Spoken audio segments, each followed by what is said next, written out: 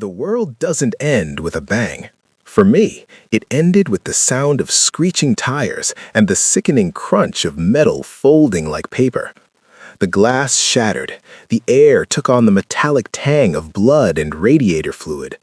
I remember the cold night air rushing into the car, smelling of wet asphalt and pine. Now, everything is different. I am lying in a bed that smells too much of bleach. I am trapped in a body that feels heavy, like it's made of lead. People are moving around me, their lips moving, their eyes filled with pity. They think I am locked in a tomb of silence. They think the accident stole my world. But I can hear everything. I can hear the hum of the heart monitor. I can hear the soft scuff of the nurse's shoes. And I can hear him. It happened on our 3rd anniversary. Julian was driving. He was always a fast driver, his hands gripping the leather steering wheel with a possessive strength that I used to find attractive. "I'll take care of you, Elias," he had whispered that night, right before the headlights of the truck blinded us. Always. When I woke up, the light was blinding. A doctor with a voice like sandpaper was talking to Julian. I tried to speak, but my throat felt like it was filled with glass. I tried to listen, but a strange, heavy pressure sat behind my ears. "The trauma to the temporal lobe was severe," the doctor said. I watched his lips move, but I also heard the vibration of his words. It was faint at first, like a radio station out of tune, but then it snapped into focus. "The neurological pathways are unresponsive. Mr. Thorne, your husband, is profoundly deaf. Given the brain imaging, it's likely permanent." I saw Julian's shoulders drop. He covered his face with his hands. To anyone else, he looked like a man whose world had just collapsed. He looked like a grieving lover. "No," Julian choked out. His voice sounded thick with tears. "He's a musician. His whole life is sound. Please, tell me there's a way." I wanted to reach out. I wanted to tell him, "Julian, I'm here. I can hear you. It's a miracle. I can hear you." But then he leaned over me. He took my hand in his. His skin felt dry and cold, and he pressed a kiss to my forehead. "I'll be your ears now, Elias," he whispered against my skin. "I'll love you even if you never hear another note. We'll get through this. I'll never leave your side." I believed him. For 3 days I lay there pretending to be trapped in that silence because the doctors said the shock might be too much if I tried to react too soon. I watched him play the part of the devoted husband. He brought me lilies. The scent was so strong it made my head ache. He held my hand for hours. It was the 4th night. The hospital was quiet, save for the rhythmic hiss-click of the ventilator in the next room. Julian was sitting in the armchair by my bed, flipping through a folder of papers. He thought I was asleep. My heart starts to rabbit in my chest as I hear the sharp snap of a briefcase closing. Julian's lawyer, a man named Marcus with a voice like a snake sliding through grass, entered the room. He didn't even lower his voice. Why would he? To them, I was just a piece of furniture. "Did you find it?" Marcus asked. "I found more than I expected," Julian replied. His voice, it was different. The warmth was gone. It was clipped, professional, and terrifyingly cold. The old man left everything to Elias. The estate in the hills, the offshore accounts, the entire trust. It's all tied up in a survival clause. If Elias dies, it passes to me as the sole surviving spouse. But if he lives, it's locked until he turns 30. "And if he's disabled?" asked Marcus. I heard Julian let out a long, slow sigh. I felt the bed shift as he stood up and walked over to me. I kept my eyes closed. I kept my breathing shallow. "He's useless to me like this," Julian said. I felt his shadow fall over my face. "I married a brilliant pianist, not a broken toy I have to carry around for the next 40 years. I can't live with a man who can't even hear me tell him how much I despise him." A chill ran down my spine, colder than the IV fluids dripping into my arm. "So what's the plan?" asked Marcus. "The accident was a start," Julian said, and I could hear the smirk in his voice. "But the hospital is too public. We'll take him home in 2 days. The recovery will be difficult, a tragic relapse, a heart that just couldn't take the strain of the trauma." He leaned down then, his breath warm against my ear. It was the most intimate we had been since the crash. "Sleep well, Elias," he whispered, his voice dripping with fake honey. "Enjoy the silence while you can, because soon it's going to be forever." The house felt different. It used to feel like a sanctuary. Now it felt like a cage. Julian carried me across the threshold like a bride. He was smiling for the neighbors, waving at Mrs. Gable next door. "He's doing so well," Julian shouted to her, his voice booming with forced cheer. But the moment the door clicked shut, the smile died.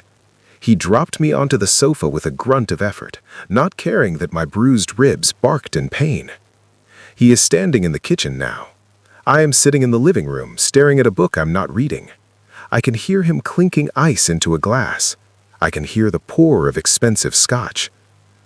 "God, he's pathetic," Julian muttered to himself. He walked back into the room and stood right in front of me. He waved a hand in front of my face. I stared straight ahead, my eyes vacant, my heart a screaming prisoner in my chest. "You can't even hear the ice, can you, Elias?" He laughed. It was a sharp, jagged sound. "You were always so sensitive to noise. Now I could set off a bomb in here and you wouldn't blink." He sat down next to me and pulled out his phone. I heard the tap-tap-tap of him typing. "Marcus," he said, putting the phone to his ear. "We're home. The medication arrived. We'll start the treatment tonight. Make sure the paperwork for the inheritance is ready for my signature by Monday. It'll be a tragic weekend for the Thorne family." He reached out and stroked my hair. It was a gesture that used to make me feel safe. Now I feel like I am being touched by a ghost. "You really should have died in that car, Elias," he whispered, his voice casual, as if he were talking about the weather. "It would have been so much cleaner. But don't worry, I'm going to fix it. I'm going to give you exactly what the doctors promised." He leaned in closer, his eyes searching mine for a spark of understanding. Absolute silence. The first pill came with dinner. Julian made pasta, my favorite, the kind with the cream sauce I always requested on special occasions. He set the plate down in front of me with exaggerated care, the fork positioned just so on the napkin. He is performing for an invisible audience, I think. Or maybe he is performing for himself, rehearsing the grief he will wear when I am gone.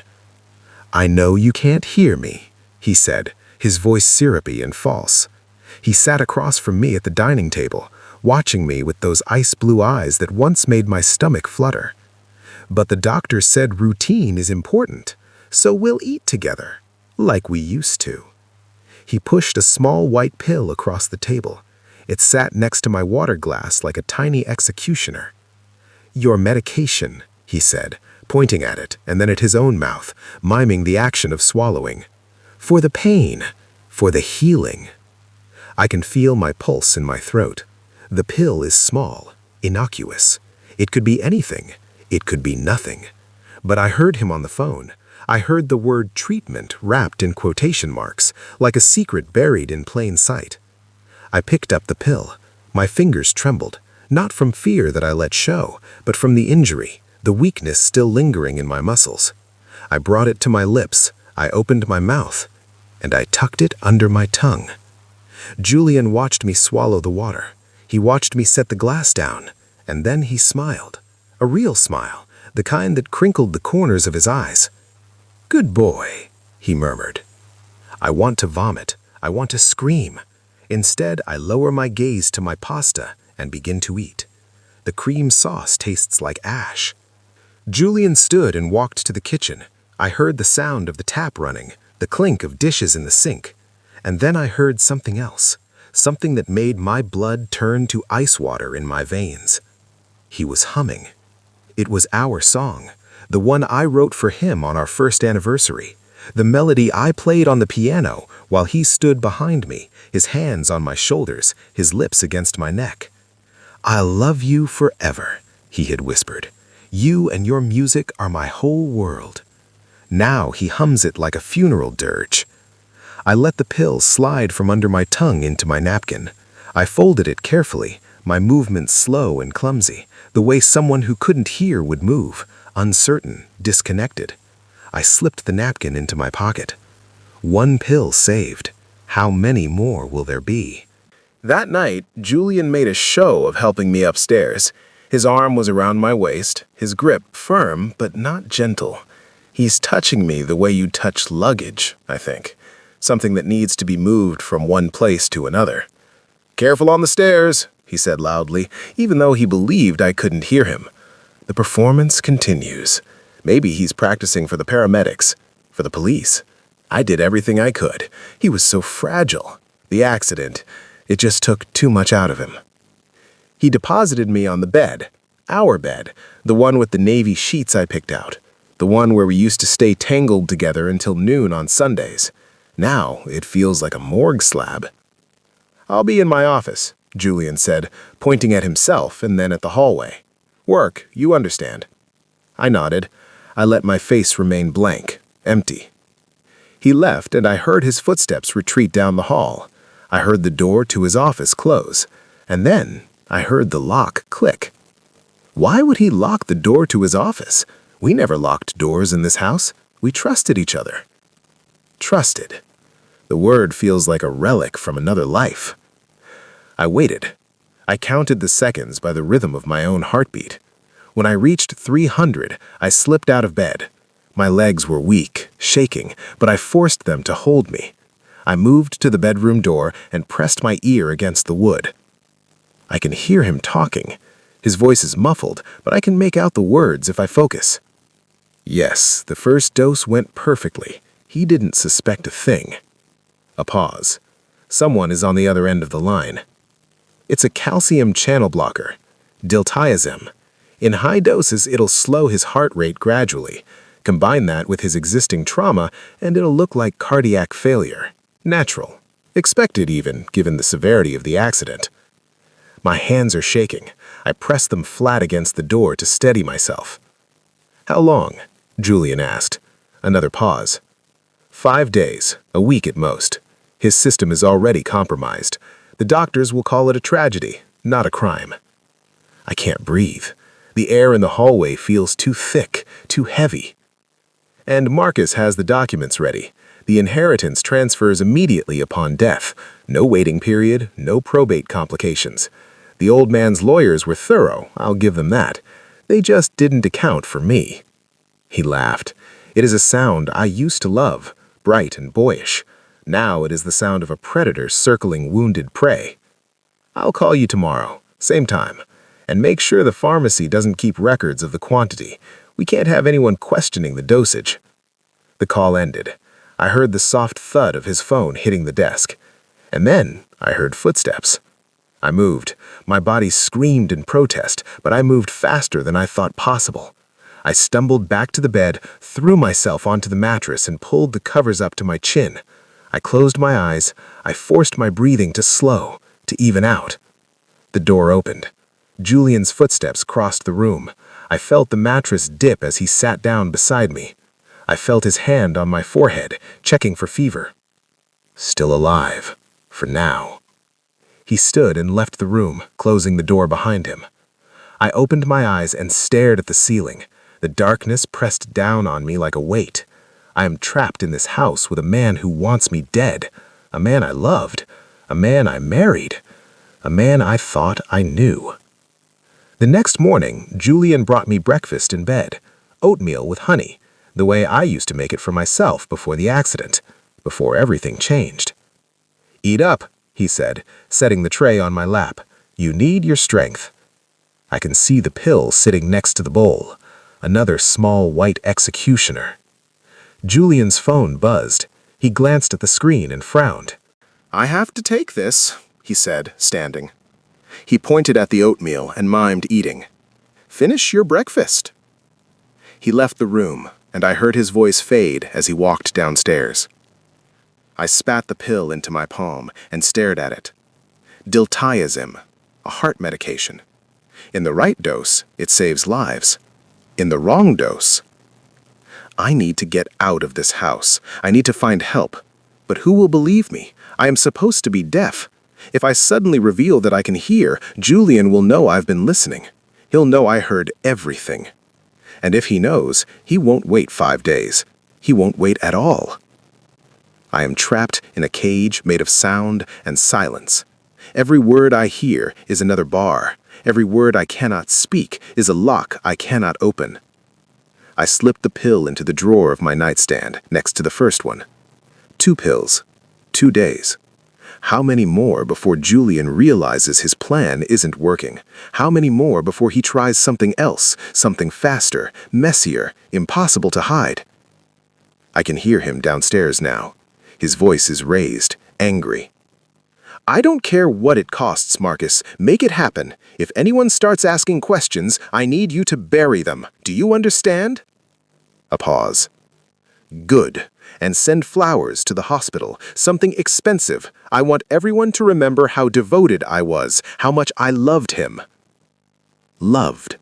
He says it like it's past tense already, like I am already gone. But I am not gone. Not yet. I am here. I am listening, and I am going to survive this. By the 3rd day, Julian's patience was wearing thin. I could hear it in the way he slammed the cabinets in the kitchen. I could hear it in the sharp intake of breath when I fumbled with my fork at lunch. He is frustrated that I am still alive, I think. Frustrated that his careful plan is taking too long. "You're stronger than I thought," he said that afternoon, standing in the doorway of the living room. I was sitting on the sofa, staring at the television, even though I couldn't focus on the images. My mind was too busy cataloging sounds, the creak of the floorboards when he walked, the rustle of his clothes, the way his breathing changed when he was lying. "Can you hear me, Elias?" he asked softly. My heart stopped. "Can you hear me?" he repeated, louder this time. "Because sometimes I wonder. Sometimes I see something in your eyes, something that looks almost aware." I didn't move. I didn't breathe. Julian reached out and clapped his hands together right next to my ear. The sound was like a gunshot in the quiet room. I didn't flinch. He studied my face for a long moment, searching for a crack in my mask. Then he laughed, short, sharp, bitter. "No, of course not. You're just an empty shell now, aren't you?" He stood up and walked away. "Good. It'll make this easier." When he left the room, I let out a shaking breath. My hands were trembling so hard, I had to clasp them together to stop the shaking. He is getting suspicious. I have to be more careful. One mistake, one single mistake, and he will know. That night, I heard him on the phone again. "It's not working fast enough," Julian hissed. 3 days and he's still eating, still moving. What if someone notices the pills? What if a nurse comes to check on him and runs a blood test? I pressed my ear against the bedroom door, straining to hear every word. "Then we accelerate. Tomorrow, I'll double the dose. And if that doesn't work, we'll have to get creative." Creative, the word hung in the air like a noose. I'm not going back to being broke, Marcus. I didn't marry him for love. I married him for the money, and I'm not waiting another day longer than I have to. The call ended. I heard him pour another drink. I heard the liquid slosh in the glass. And then I heard him start to cry. It wasn't the sound of grief. It was the sound of frustration, of rage, of a man who had bet everything on a plan and was watching it slip through his fingers. I slid down the door and sat on the floor, my back against the wood. I am running out of time. Tomorrow he will give me 2 pills instead of 1, and the day after that maybe 3. Eventually I won't be able to hide them all. Eventually my body will absorb enough poison to do exactly what he wants. I need a plan. I need an escape. But how do you escape from a man who controls every door, every window, every moment of your day? How do you scream for help when the world thinks you cannot hear? The 4th morning, Julian was different. He woke me early, before the sun had fully risen. The room was still gray with pre-dawn light. He was already dressed, his hair combed, his expression carefully neutral. "We're having a visitor today," he said, speaking slowly and clearly, the way people do when they think you're reading lips. "A nurse. From the hospital. She wants to check on your progress." A nurse. Someone from the outside. Someone who might notice. Someone who might help. Hope flared in my chest, bright and painful. But then Jillian leaned down, his mouth close to my ear, and whispered, so softly I almost didn't catch it, "If you do anything at all to make her suspicious, I will make sure your death is slow. Do you understand?" He pulled back and smiled, his hand gentle on my shoulder. "I'll help you get dressed," he said loudly. "We want to make a good impression." The nurse arrived at 9. Her name was Clara, and she had kind eyes and a voice that reminded me of my mother's, warm, steady, safe. She checked my vitals, asked Jillian questions about my eating and sleeping habits, and examined the healing bruises on my arms and chest. "He's doing remarkably well," she said, making notes on her clipboard, "considering the severity of the trauma." "He's a fighter," Jillian said, his hand resting on my shoulder. His grip was tight, too tight, a warning. Clara turned to me and smiled. "Can you understand me, Elias?" she asked, enunciating each word carefully. I stared at her blankly. She pulled out a small flashlight and shone it in my eyes, checking my pupil response. I let my gaze drift, unfocused. "The deafness is definitely profound, but his cognitive function seems intact. With therapy, he should be able to adapt." "That's wonderful news," Jillian said. I could hear the relief in his voice. She suspects nothing. Clara packed up her supplies and stood. "I'll be back next week to check on him again. In the meantime, if you notice any changes, any at all, please call the hospital immediately." "Of course," Jillian said. "I'm watching him every moment." He walked her to the door. I heard their voices fade as they moved down the hall, and then I heard something else. Jillian's phone, sitting on the coffee table, it buzzed once, twice, a text message. I looked at the doorway, empty. I could still hear Jillian talking to Clara at the front door, his voice warm and grateful. I reached for the phone. My hands are shaking. My heart is pounding so hard I think it might break through my ribs, but I grab the phone and look at the screen. The message is from Marcus. "Pharmacy confirmed. Double dose ready for pickup. No paper trail. You're clear." I hear footsteps. Jillian is coming back.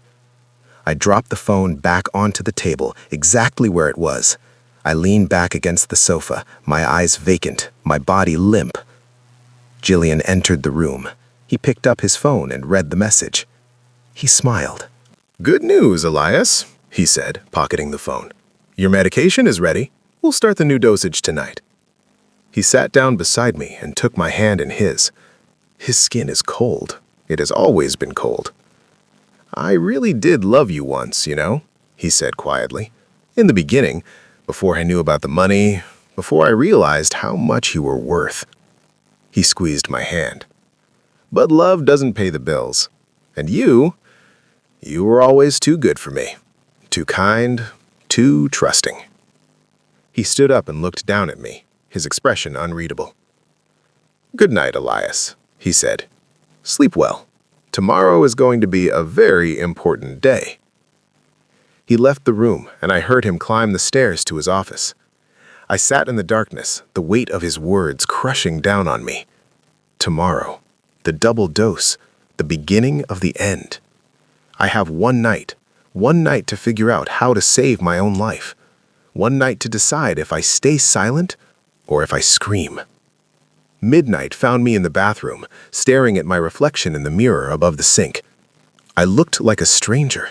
My face was hollow, bruised. My eyes were ringed with shadows so dark they looked like bruises themselves. I am disappearing, I think. Day by day, pill by pill, Julian is erasing me. But I am still here. I opened the medicine cabinet, slowly, carefully, mindful of the squeak of the hinges. Inside, I found what I was looking for. Julian's sleeping pills. Zolpidem. He took them every night, had for years. Insomnia, he always said, the curse of an anxious mind. I poured 3 tablets into my palm, enough to knock him out for hours, enough to give me time. I crushed them between 2 spoons, grinding them into a fine powder. The sound was too loud in the quiet bathroom. I froze, listening. But the house remained silent. Julian was in his office working late, planning my funeral, probably, picking out the flowers. I swept the powder into a small envelope I'd torn from a junk mail letter. Then I crept downstairs, my bare feet silent on the carpet. The kitchen was dark. I moved by memory, by instinct. I found Julian's whiskey bottle, the expensive single malt he only drank when he was celebrating. I unscrewed the cap and poured the powder in, shaking the bottle gently to mix it. My hands are steady now. Fear has burned away, leaving only cold determination. I screwed the cap back on and returned the bottle to its place. Then I went back upstairs and climbed into bed. I waited. An hour later, I heard Julian's office door open. I heard his footsteps on the stairs, heavy and tired. I heard him pause outside the bedroom, and I held my breath, wondering if he would come in. But he didn't. He went downstairs instead. I heard the clink of glass, the glug of liquid pouring. He was having his nightcap. I counted the seconds. 100, 200, 300. Then I heard it. The crash of the glass hitting the floor, a muffled curse, the heavy thud of a body collapsing onto the sofa. Silence. I slipped out of bed and crept to the top of the stairs.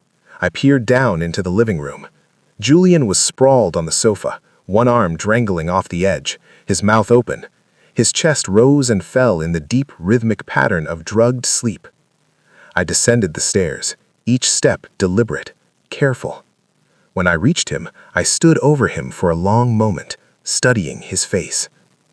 He looks peaceful, innocent, like the man I fell in love with 4 years ago, the man who brought me coffee in bed, the man who listened to me play piano for hours, his eyes full of wonder. That man never existed. Or maybe he did once, and the promise of money killed him. I reached into his pocket and pulled out his phone. No passcode. He never bothered with one at home. Too trusting, he used to say. The irony is almost funny. I opened his messages. There they were. Dozens of texts between Julian and Marcus. A timeline of betrayal, mapped out in cold, clinical detail. The accident was perfect. No witnesses. He won't make it past the week. The trust transfers automatically. We'll be rich. I took screenshots of everything. I sent them to my own phone, hidden in the nightstand upstairs. Evidence, proof, insurance. Then I opened his email and found the will, my grandfather's will, the one that left everything to me, the estate, the money, the life Julian wanted so desperately that he was willing to kill for it. I forwarded it to myself. Then I forwarded the pharmacy records showing the diltiazem prescription, filled under a false name. Everything Marcus had promised wouldn't leave a trail. Julian had kept copies. Arrogant, stupid. I'm shaking now, but not from fear, from rage, from the white-hot fury of a man who trusted the wrong person. I put the phone back in his pocket and stood. The front door was 10 feet away. I could leave. I could walk out into the night, find a neighbor, call the police. But what would I tell them? That I've been pretending to be death? That I've been lying to doctors, to nurses, to everyone? They would ask why. And when I told them, they would look at Julian, handsome, charming, devastated Julian, and they would wonder if I was the one who had lost my mind in the accident. No, I need something better, something he can't explain away. I need him to confess. The next morning, Julian woke with a pounding headache and no memory of how he'd ended up on the sofa. "Must have been more tired than I thought," he mumbled, rubbing his temples. I sat at the breakfast table, my expression blank, my hands folded in my lap, the perfect picture of obedient helplessness. Julian made coffee and toast. He set a plate in front of me, along with 2 white pills. "Double dose today," he said, his voice falsely cheerful. "Doctor's orders, to help with the healing." I picked up the first pill. I brought it to my mouth, and I swallowed it. Julian's eyes widened slightly. He hadn't expected that. He'd expected me to hide it like I'd been doing. He'd expected resistance. I picked up the second pill and swallowed that one too. "Good," Julian said slowly. He sat down across from me, watching me carefully. "That's very good, Elias." I met his eyes, and for just a fraction of a second, I let him see me, really see me. His face went pale. "Elias," he whispered. I smiled, just a little, just enough. Then I stood up and walked to the sink. I turned on the faucet and stuck my finger down my throat. I vomited the pills into the sink along with the breakfast I'd barely touched. I rinsed my mouth, turned off the water, and turned around. Julian was standing in the doorway, his face white as paper. "You can hear me," he said. It wasn't a question. I didn't answer. I just stared at him. "How long?" His voice was shaking now. "How long have you been able to hear?" I took a step forward. He took a step back. "Since the hospital," I said. My voice was hoarse from disuse, rough and unfamiliar. "I heard everything, Julian. Every word, every plan, every lie." He opened his mouth, closed it. His hands were trembling. "The inheritance, the money, I never meant—" "You meant every word," I said. My voice is getting stronger now, louder. "You married me for money. You tried to kill me for money. And you were going to live off my grandfather's fortune while pretending to grieve." "Elias, please." "I have the texts," I said. "The emails, the pharmacy records, everything." Julian's face crumpled. He sank into a chair, his head in his hands. "What are you going to do?" he asked. I walked over to him. I crouched down so we were eye to eye. "I'm going to let you choose," I said quietly. "You can confess. You can turn yourself in, admit what you did, and maybe they'll show you mercy. Or," his voice was barely a whisper, "or I call the police right now. I show them everything, and you go to prison for attempted murder. And when you get out, if you get out, you'll have nothing. No money, no reputation, no me." Julian was crying now. Real tears this time, not the fake ones he shed in the hospital. "I loved you," he choked out. "I did, in the beginning." "I know," I said. And I did. I could hear the truth in his voice, buried under layers of greed and desperation. "But love wasn't enough for you. It was never going to be enough." I stood up and pulled out my phone. I dialed 911. Julian didn't try to stop me. Epilogue. The police came within 10 minutes. Julian confessed to everything: the plan, the pills, the inheritance scheme. Marcus was arrested the same day. The prosecutor called it one of the most clear-cut cases of attempted murder she'd ever seen. The texts alone were enough to convict. The pharmacy records sealed it. Julian was sentenced to 15 years. Marcus got 10. I sold the house. I couldn't live there anymore. Couldn't sleep in the bed where my husband had planned my death. I moved to the estate in the hills, the one my grandfather had left me, the one Julian had wanted so badly. It's quiet here, peaceful. I can hear everything: the wind in the trees, the birds singing at dawn, the distant sound of the river.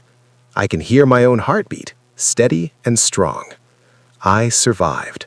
Not because I was strong or brave or clever, but because I listened, because I paid attention to the sounds I wasn't supposed to hear. Sometimes, late at night, I sit at the piano in the music room. I play the song I wrote for Julian, our song, the one he hummed while plotting my death. But I play it differently now, slower, sadder. A requiem for the man I loved, the man who never really existed.